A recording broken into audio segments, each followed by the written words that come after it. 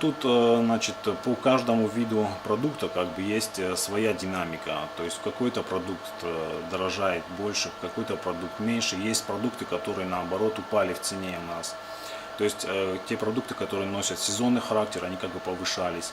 На сегодняшний день у нас было зафиксировано как бы увеличение и в оптовом звене, то есть те предприятия, которые производили продукцию, они увеличили стоимость.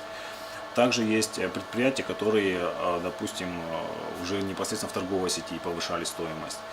Ну, тут предпосылки как бы разные. Кто-то говорит о тех составляющих, которые закладываются в цену продукта, кто-то говорит о, значит, увеличении стоимости там электроэнергии, бензина и всего остального.